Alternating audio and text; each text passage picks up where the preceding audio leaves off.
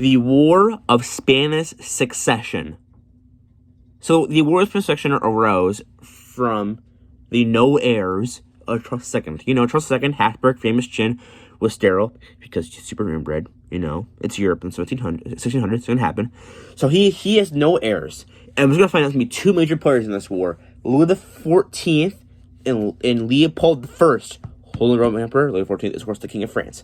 So we're going to trace this back to Philip III. Oh, if I start wondering, I'm in the Jaguars jersey right now. If you can tell, I just watched the Jaguars game, 49ers. They got beat 34-3. I can't. What better way to get your mind off a loss to talk about some European history, right? Leave the worries about my season at home. Let's talk about Louis XIV. And our guy, in his Dufon. And then let's talk about Leopold I, and how these two men, these were thrown so bad. All right, so Philip III, he is the grandfather of Charles II, and he has two daughters. Anne, who marries Louis XIII of France. They have a son, Louis XIV. Hey, and then his younger daughter, Maria Anna, marries Holy Roman Emperor Ferdinand III, and they have a son, Leopold I. So Leopold I and Louis XIV, they both married their cousins, Gotta keep in the family, am I right? You can't be having no common folk in the royal family. And by the way, these two daughters, these two women that their cousins that they marry are also the sisters of Charles II. So what do you know? However, when Louis's wife Marie Therese marries him, she takes her line out. She announces her claim to the Spanish throne. So there's only Margarita Teresa. I know her name's Margarita. So she is the next in line to the Spanish throne.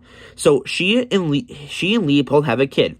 That kid's name is Maria Antonia. So a daughter, It's like, should we have a daughter be the queen?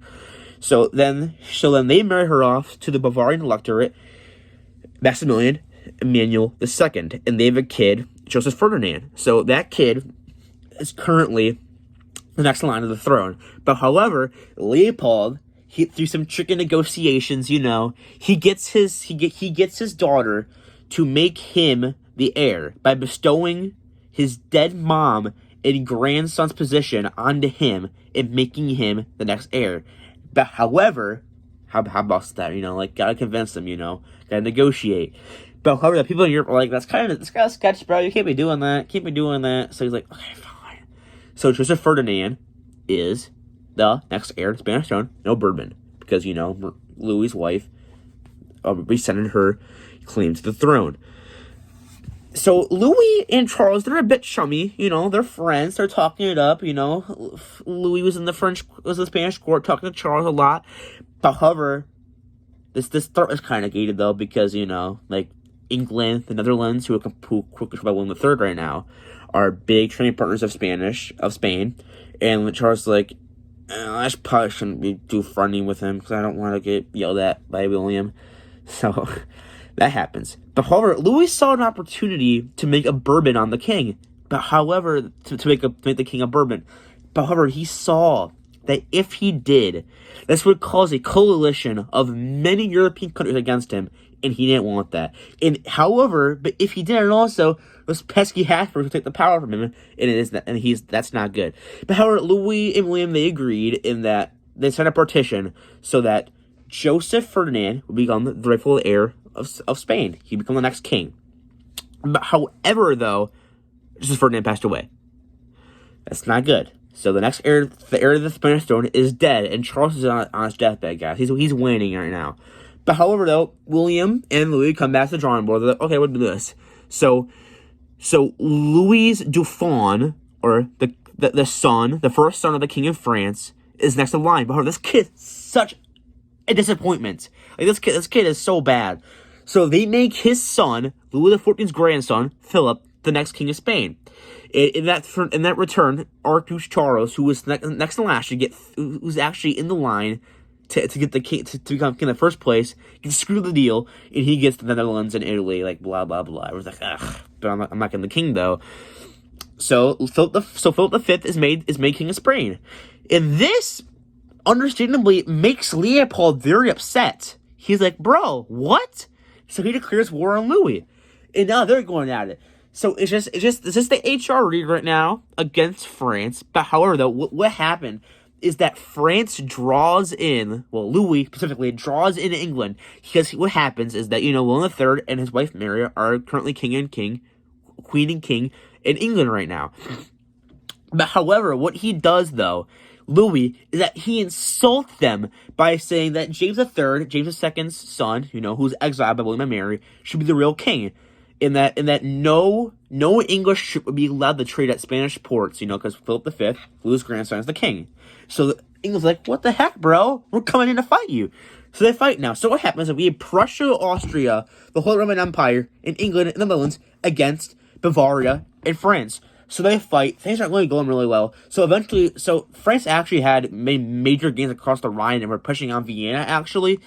But however, thanks to the English naval power, they pushed them back, and they actually pushed him all the way back to Paris. So it's not good. The French are like, bro, this isn't looking too good. So Louis recognizes that he has to negotiate, because if not, he can lose all his power. So what he does is that he basically makes Philip V abdicate the throne. So there's no one on the throne right now. And him and Charles VI, actually, because Leopold died in 1705, sadly. So Leopold is dead. So Charles VI is the new Holy Roman Emperor. So him and Louis come to an agreement that that no ruler of France could be the ruler at the same time of Spain. So that happens.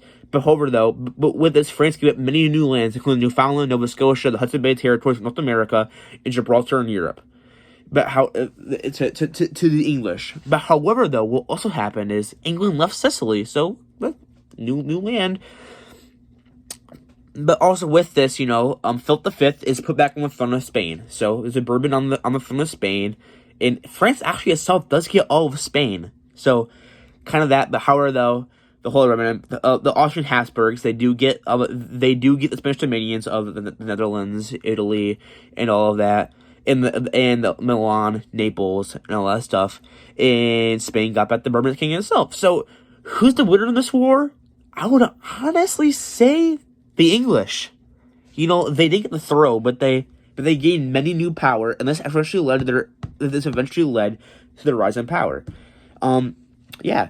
So that is the Spanish War of Succession, guys. It's pretty interesting stuff. Yeah.